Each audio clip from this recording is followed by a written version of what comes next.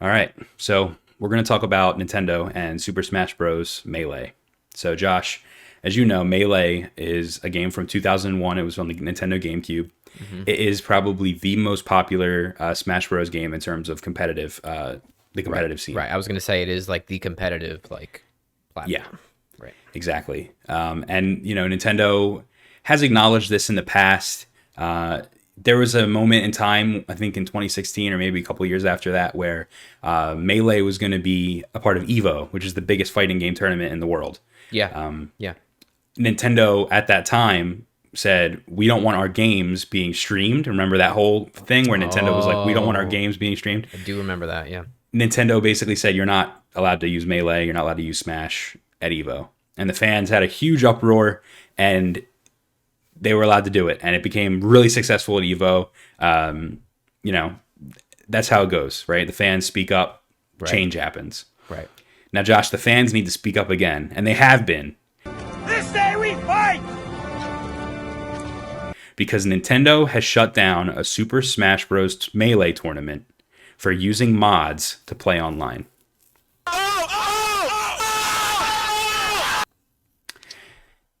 So, a major Super Smash Bros. Tournament had to cancel all their plans to move online amid the coronavirus. So, right now, we're in the middle of a pandemic. We can't have any in person tournaments. Right. It has to be done online. Right. The problem is, a game like Super Smash Bros. Melee, it was from 2001. There was no network features, there was no Right. online function. So, for the longest time, people have been using the Dolphin emulator to play Right. Smash online. And it was abysmal. It did not run well, Yeah, like no. the netcode. Yeah. So, the reason that Nintendo isn't cool with this tournament called the Big House using Smash Melee online is because of a mod called Slippy. And Slicky is right, dude. So what Slippy does is it features rollback netcode, which has ultra smooth gameplay and cross-continental low lag connections.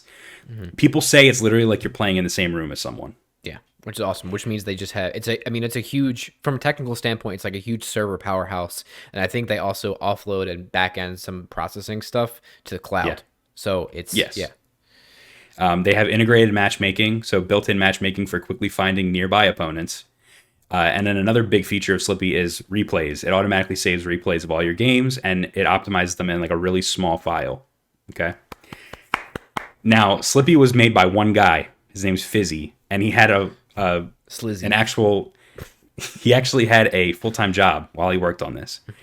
He has a Patreon, and we're going to put that down in the description below because I think that we should give him some love for doing this Slippy project. Absolutely. So Slippy came out. It was a huge success.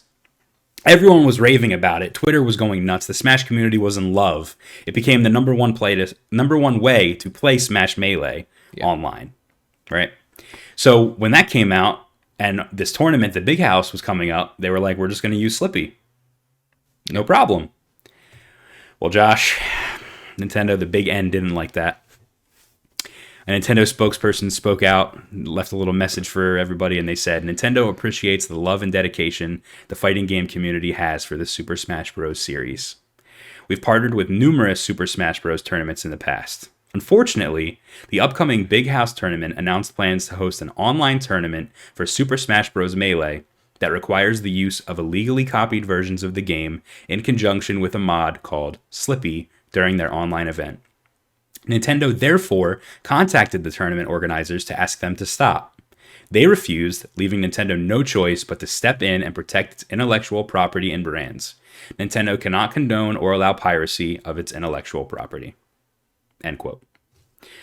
So, Josh, the question I have for you is, where do we draw the line? This game is from 2001. This mod made the game better. This mod made the game playable in a time where it's not playable. What do you think? Where do we draw the line with intellectual property and game ROMs? We draw the line at being a cunt. Remember what I told you. Don't be a cunt. Hell yeah. The line starts and stops with, ask yourself, are you being a fucking cunt? If the answer is yes, which in this case you are, then stop being a fucking cunt. That's it. Listen, this game is old, okay?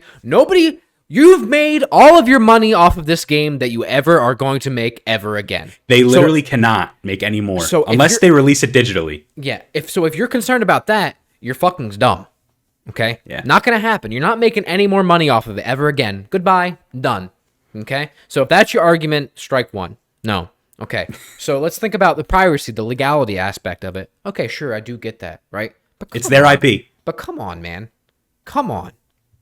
When you have like music, for example, that's been before a certain year or falls under whatever it is, it goes into the public domain, right? And you're basically, in this case, right, taking a super passionate group of your supporters that are still essentially giving you free advertising, right, with these tournaments. The characters, especially, you're advertising all of their characters. Yeah. And what you're doing is you're bottlenecking them and basically suffocating them to be like, no, you can't enjoy our intellectual property because blah, blah, blah, whine, complain. You know what I mean? You're just basically silencing. It's things like this are going to fucking still happen anyway, whether you support them or not. Yeah. And the sad part about it is if it goes to court, Nintendo's probably going to win because they're a huge corporation. Well, it's gone to court before. Nintendo did sue people over ROMs and emulation and stuff like that. And they were the ones that got a lot of the emulator hosting or the ROM hosting sites shut down. But it's not illegal to own a backup of a game you own. Right. So that's the problem, Josh, is they can't prove that you don't own the game that you have the ROM for, because you could just take the disc and dump it onto your computer and you have the ROM. Right. You're just taking the code. Yeah.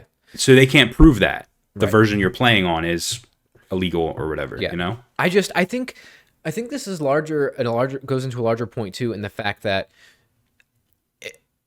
copyright is so abysmal, specifically in the United States, but in general, copyright is so abysmal. Okay, when you have this thing, right, like this tournament, for example, these people are not trying to rip you off or make money off of your intellectual property. That is not the goal of a fucking gaming tournament.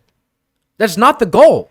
It's not like they're ripping it and fucking burning it to discs or putting the ROM up online and charging people and making money for it. That's not what's happening. They are making money off ticket sales. Right, but they're not selling the game. They're not selling and the you could game. you could argue that they're selling tickets to watch high-level players perform on the game, not so much as to watch the game. Which happens all the time. It's just like a sporting event. Yeah. So it's just, and the other part of this too is that you telling people that they can't host this tournament online, right? If it was happening in person, they would have copies of the game, but you could also still have it via emulation in person, so it could be the same thing. Yeah. And I just think companies have to really ask themselves, like, is this fight worth fighting, right? Am I actually in the right or am I wrong? And am I fucking hurting the community that is supporting this or not? Yeah. Here's the thing. I think, number one, will the Smash competitive community be able to survive a year without any kind of competition, you know? Those events really, people look forward to that in that community, and to have it just completely canceled now. Not only was the Melee one canceled, but the Smash Ultimate one was canceled too, Josh. Yeah, and not to mention the prize pools and the money from that as well. Exactly. So these people that, full time, that's what they do, that's their job, is they play these tournaments. That's a year without any income. Yeah. That's number one. How will the scene survive, right? And number two, the big point here that I want to get through to everybody is that this community, the Melee community specifically, has been around for so long. So long. The game's been out since 2001, but the community has been out since a couple years after the game launched, I would assume, right? It's just as long. So Nintendo knows that this community is huge. And they've kind of catered to it with like Smash tournaments, like on E3 and all that. I was going to say, we've literally seen them develop their own tournaments because of the existence of the Melee community. And they've brought the Melee guys in for the tournaments, right? So they know it exists, at least Nintendo of America, from our side, right? Mm-hmm. And they just refuse to do anything to help them. How about you release Melee on the Switch? How about you release it with, online integration? Do it for them then. If they're basically all this community is doing is making your game better and available to play because you won't do it, Nintendo. It resembles nuts. It resembles listen, I have a Switch. I love Nintendo games. They make fantastic games. They're a great gaming software company. Okay? But it goes into the larger point of my whole issue with Nintendo. The fucking ecosystem and the thought process behind play. Just the fucking adjective, play. Xbox, opened fucking structure for playing games, right? PlayStation has a more niche structure to games, right? They have a lot of proprietary stuff to their ecosystem. Nintendo is the most fucking proprietary, fucking suffocating, void of any kind of community-based support or infrastructure or platform or ecosystem that supports gamers in any fucking way. There's a barrier to literally everything you fucking do. Their fucking Nintendo Online shit, the dumbest fucking shit I've seen in my entire life. They create barriers and niches and fucking proprietary bullshit to everything they do, and it's abysmal. Yeah, like the Mario All-Stars, 3D All-Stars thing. You can only get it until March, and then it's gone forever. I don't get it. Why? Get it. Why? And with their games and amiibos and all this stuff, they create these artificial supply problems that create ridiculous demand that fucking make the games never go down in price and skyrocket in the price after launch and become impossible to buy. Yeah. They artificially create these bullshit barriers to everything they do, and I can't stand it. Yeah. Bad company. They're stuck in their ways. Listen, they've been around for a very, very, very long time. Of course. They're very Japanese. They're very stuck in their way, and that's just how it is. But yeah, I think we've said all that we could say. I think that's pretty much it. Please, if you're watching this and you made it this far in the video, go check out Slippy. Go donate to Fizzy and give him some money because he basically changed the way people play Smash online. Maybe even played Smash in general. And he was going to be the real hero of the coronavirus pandemic, and Nintendo kind of took it from him. So, yeah, that's it.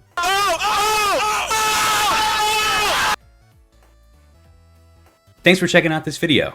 Did you know it's part of a larger podcast called Haptic? We put them out every single week, and you can check them out by clicking somewhere above my head.